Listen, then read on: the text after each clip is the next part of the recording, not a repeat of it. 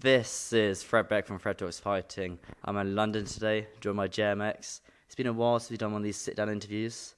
I think the last time we did it was New Year's, it'll be in like late December. Late December. How's Dubai when you're out there? Dubai was good. Yeah, Dubai was really good. It seems like a distant memory now. I put a lot of training sessions between me and that Dubai trip, but it was sick. It makes you laugh when I saw you, and like, oh, how's Dubai? You're like, which Dubai? I just been to Dubai a couple of times recently, so I couldn't remember which trip it was. But no, it was New Year's. It was good. It was good. How was yours New Year's?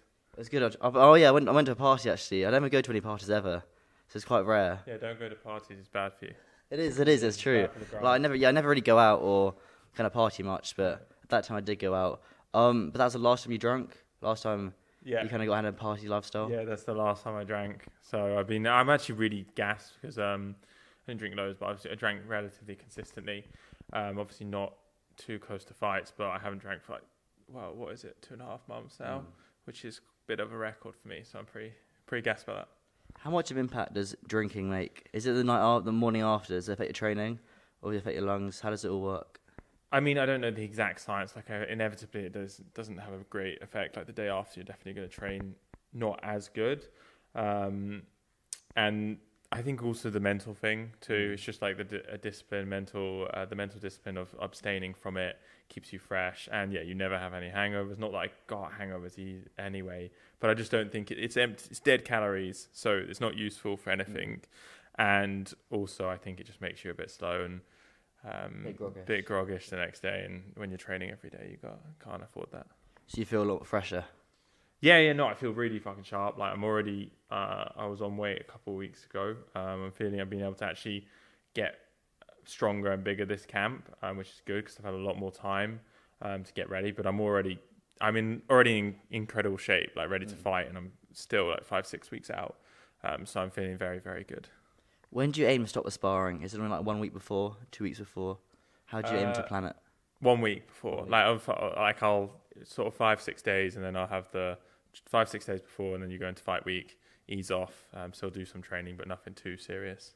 And you flying out 2 weeks early, 2.5 weeks early? I don't actually know yet. I haven't figured that out. You don't want to be jet lagged? No, I don't want to be. Definitely don't want to jet lagged. Well, I was planning to start waking up later here. Okay, yeah. So wake up much later here and go to bed much later, and so sort of try and mitigate it that way. But I might fly out even earlier. It's just a bit of a ball ache with training and everything. Yeah, and then you've got to find a gym out there. I guess it's more planning. But your opponent is definitely a step up. How are you feeling about him? No, I'm excited. It's a sick opponent. I didn't like the last fight because there was a lot of pressure on the knockout, whereas there's a lot less pressure here now, and I'm going to have the chance to really prove myself. And when I do win this, it's going to be a massive statement. So yeah, no, I'm excited. He's a proper athlete and a proper top. He's a solid boxer. So we're not underestimating him by any extent. But I think it's an opportunity to make a big statement, because I don't think there's very few YouTubers out there that would take that fight. By the way, there's very few, and I think so. I mean, we'll see what happens. Levon Bell, he's a very big name out in the States, yeah. And I guess you're not the biggest name out in the States yet. No, so that's quite a good kind of transition, isn't it? It's perfect. If this fight was over here, it'd be big, but because you can fight him in the States, it's even better for you, isn't it? Yeah, absolutely. Obviously, he was a very top level athlete in football. Right, so he's really well known and massive in the States. So it's a cool opportunity, and I'm just excited to fight in the States. It's kind of like a bucket list thing. That's pretty cool to have done. And a first main event as well. Yes, main event time now, baby. No, I'm excited. I'm excited. I'm happy to be main event. These are the fights that I want, for me to, because it takes a lot of time, away from business and other things. For me to be doing that and committing to that, I need to be doing big fights. Otherwise, I'm just not going to be able to, not be motivated, but it's just not worth my time because of other things that I have on. I need the big fights, and so this is definitely that, and it's going to lead on to even bigger ones. Especially out in the States as well, you got a whole different audience you're performing to. I guess it's one of those things where it's bucket list, fight in America, fight as main event. Yeah, so it's definitely good. Do you know when the undercard will be announced officially? I don't know. I don't know, actually. Well, I've been just focusing on training. I have no idea. That's the attitude. Don't care about anyone else, just yourself. You've got to be selfish, I guess, especially in boxing. What else? I went to Saudi Arabia 2 weeks ago for Jake Paul, Tommy Fury. Oh, were you? Were you shocked? How was it? It was good, but for Misfits cards, you interview the whole card. so it's quite nice. You're busy the whole week. But that was the first week I was like, oh, hang on a sec. There's only so much I can do here. Yeah. So it's a little bit frustrating almost. But did you expect it to go the way you thought it was going to go? Yeah, I did feel like, I think my head said Tommy was going to win. My heart, maybe Jake a little bit. I think it's expected. I think Jake had no right to win that fight. And so it was a pretty good fight. I think he could have done a bit more. But also when you're up in there against, someone who's been boxing all their life and has that kind of heritage within boxing, it would have been a massive, massive ask to win that one. That's fair enough, I guess. But the rematch, do you think it happens? They're saying July back again in Saudi Arabia. Do you think it'd be smart for Jake's team to take it, or do you think maybe leave her time and maybe go back to it in a few months or a few years? Yeah, I don't think he wins the rematch so soon. I think he needs more time to make adjustments and progress in his career. The learning curve for Jake is still pretty steep in terms of like when Tommy's been fighting for 10 years, Jake's been fighting, 5 years, whatever it is. A year for Jake is much bigger than a year for Tommy. And so he needs more time to potentially catch up if he has got a steeper learning curve. So if I was him, I would try and have a couple more fights, learn, and then take a different approach, because I don't think, you've always got a chance, but I think it's tougher to come back after such a small amount of time and change that fight, because I don't think it was that close, personally. I guess it's true. I guess then Tommy will have all that confidence going into it, because the first time around is like, oh, Tommy fumbles, your family will leave you. Yeah. And now he just went out and won. It was closer than people thought. Yeah, all the pressure is on Tommy. Second fight much easier. Second fight, especially if it's soon after he's won, second fight is much, much easier. But if Jake can go do things, give some more reasons for Tommy to have doubt that he can win that second one, then I think that's essential. But yeah, I think you got to give Tommy a better chance of winning the second one, precisely from what you've said, is there's going to be way less pressure and a lot more confidence in his ability, because there's a lot less uncertainty around what's going to happen. Does it, the fact that Jake Paul lost, does it make KSI, Jake Paul bigger, smaller? How does it affect that potential fight, which should be at the end of the year? I don't think it makes a difference. I think it's kind of the same. Inevitably, if Jake had beaten Tommy, then it would have been more hype, I'd imagine. But I still think, obviously, it's a massive fight. So I don't think it makes a massive difference. Okay. I guess then it shows... Well, I guess you've got the two sides of it, where you can say, oh, because a lot of people thought Jake Paul would smoke KSI because of all the backends of Jake Paul's knockouts. Now people think, oh, KSI might win. So I guess it creates a lot more interest. I still I think the public are a little bit 50-50 on that still. Yeah, that's true. I think, there's probably been a bit of a swing where, people have realised Jake Paul maybe isn't... it's hard to say, but this inevitably people will think Jake Paul's slightly worse than he was prior to that fight. Even though that's not necessarily fair, because the level of opposition that he came up against was so much further above anyone before. Like before he beat Tyron Woodley, who's not a boxer, obviously a great striker, but he's 5'8", right? And he's a striker, and he's gone up to fight a proper boxer who's 6'1" and part of the Fury heritage. Like there's a massive difference there. Yeah. Like Tommy Fury would smoke Tyron Woodley; it'd be silly. So, yeah, I think does make it more interesting. I think I agree. Yeah, I guess there's always two sides to each of it, but everyone will tune in all the same. One thing that I was about to ask you this question about Livon Bell, his last knockout. Yes. That was probably one of the highlight reel ones of the year. It was on the Give Him Up Room undercard, wasn't it? Mm-hmm. Yeah, the guy stood there and let him it was like the guy was asking to get knocked out, and he knocks him out. So fair play. But I don't intend to do that. Yeah, don't want to stand still. I guess it's like Tyron Woodley and Jake Paul. Yeah. Not the second one around. Just 2 more points before I let you go. Go on the rest of the day. We're training down here. Yes. How many times are you training a week? I'm training about, in total sessions wise, about 11, 12 times a week. That's a lot. Yeah, so that's quite 11, 12, and some of the sessions are intense and quite brutal. But some are nice. I'm about to go swim for an hour, which will be nice. That's one of the ones I look forward to. But I've tried to retake up a level. Like I do dread a lot of my sessions because they're just fucking... I really do. They're brutal, but I'm feeling already in incredible shape. And obviously we're quite a few months. I've been training for like 3 or 4 months now.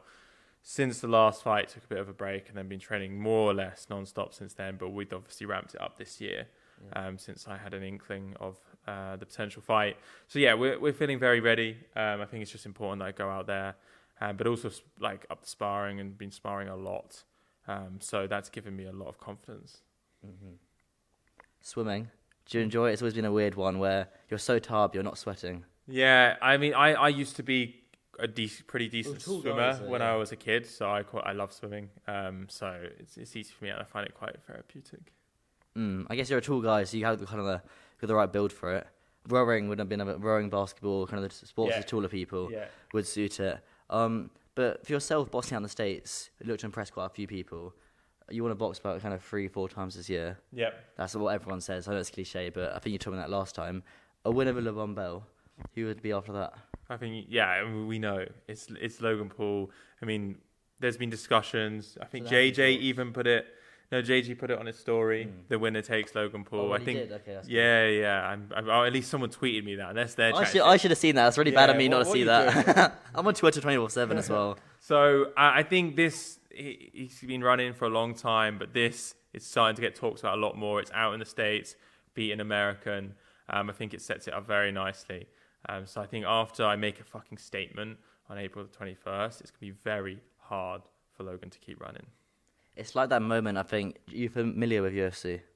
I am. It's like the moment where Michael Chandler had that win over Tony Ferguson, and he called out Conor McGregor. Yeah. He's all covered in blood, sweat, in the octagon. So you do want a call-out moment like that. Damn right. And now he's fighting Conor. It's going to be a fireworks fight as well, so I've got to make a big statement. So It's 4 rounds? Yes, 3 minutes. Okay, it's not actually that long in there. No, it's light work. That's fine. It's easy. I think it'd be quite interesting, like as Misfits progresses, when people start fighting 8 rounds, 12 rounds. Yeah. And you'll see how it impacts the cards. Yeah. Because right now it's all quite quick, really very fast paced, which is better for the younger generation. But we'll see how it kind of progresses. Yeah, as it goes to 8 to 12 rounds, people start to think about potentially pacing themselves a bit more. But what weight are you in the kind of boxing weight classes? So we're fighting at 195. So yeah, I'm gonna make that easy. But I think in the future, like I said, I've been able to focus a bit more on power and strength and size this time around because the time before I was mostly focused on fitness and boxing ability. So we managed to fit that into the schedule. So I'm feeling very strong and I'm feeling big. But I think in the long term, like I'd potentially be interested in coming down. I think I can definitely come down to 185. Potentially I'd have to lose a bit of weight, but I can definitely do that. And I think that there's a lot of interesting fights around that region. That's where everyone is. And I think I dominate around 185, 180. Is that, so the weight you're fighting at right now is 190. Is that light heavyweight? 195. Is that what, light heavyweight? Cruiserweight, yeah. It is not for a belt. I don't think so. It's just main event, no. I don't think there is a current cruiserweight champion either. So I guess how Mams always has it, you should fight once in the weight class, and the second time around could be for the belt. Okay. It's very rare when someone kind of fights for a belt first. And if Logan would be fighting Misfits, he would be the type of guy to fight for a belt first. For a cruiserweight belt as well, exactly. It all lines up. Let's make it happen. It'd be quite nice to get into here with a belt in the background. That'd be sick. Honestly, I can see it already. We're going to be sat here. There's going to be a belt back there. We'll just be chilling, chatting shit. That's normal. But apart from the boxing, you're going to do any YouTube videos, any content like that? Yeah, Maybe do like a big kind of documentary? Yeah, I think I want to do like a day in the life and show because there's so much work going on and so much training at the same time, like it's always very intense and sort of show that side of things because it's not, I have other things on as well and it'd be quite cool to show that. And then maybe potentially do a bit of a mini doc. But I mean, I'm focused on winning the fight mostly, first and foremost. So we'll maybe do some videos, but not loads for this one. Well, there'll be like a response video after the fight, which always bangs. Yeah. I'll do a response video, easy. Those always do really well. I was on the way here in the train, I saw Logan out in Saudi. I spoke to him a little bit, but it's one of those things where it's not an interview like this, it's not a sat down one. Yeah. So it's all a big rushed, he's just walking. It's more of a paparazzi, Hollywood fix type style. But next time I see him, I'm going to ask about you. Yeah, do it. Logan's always so nice to me, he's always lovely. There you go. Do it. No, I'll make sure to let him know. My guy. Have you ever spoken to him on DMs or anything like that? No, I don't know. I don't like DM him and stuff. No. Okay.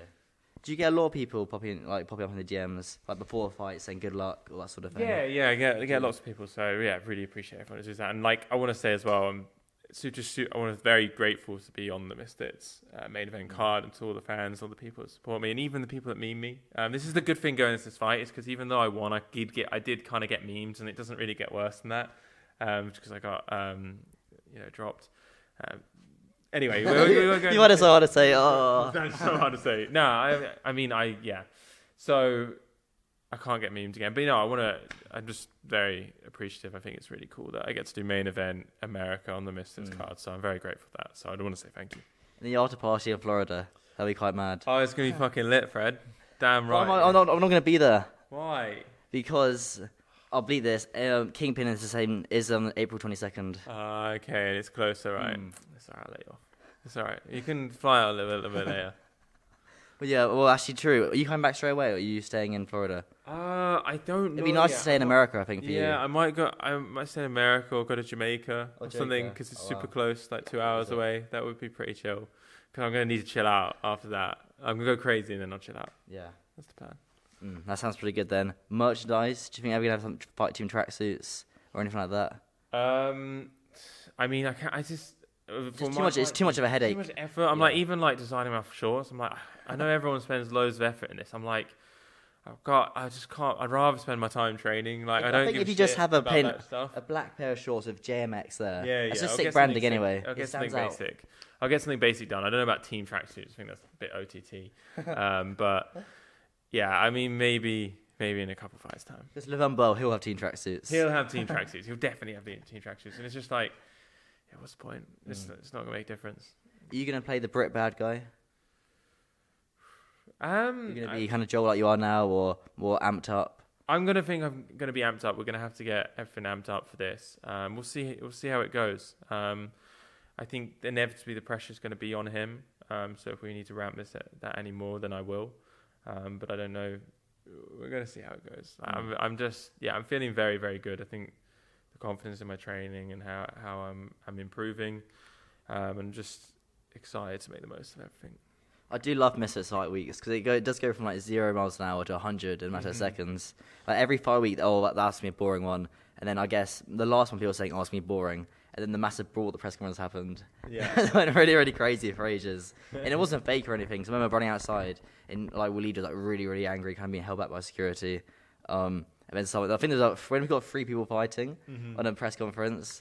I remember talking to one of the bouncers as well. I was like, "Do you like the Misfits?" Like, "Oh, we love it." Because no other boxers kind of keep them on their toes. Yeah. It's always very kind of professional. Bouncers love a fight. Yeah. Bouncers love a fight.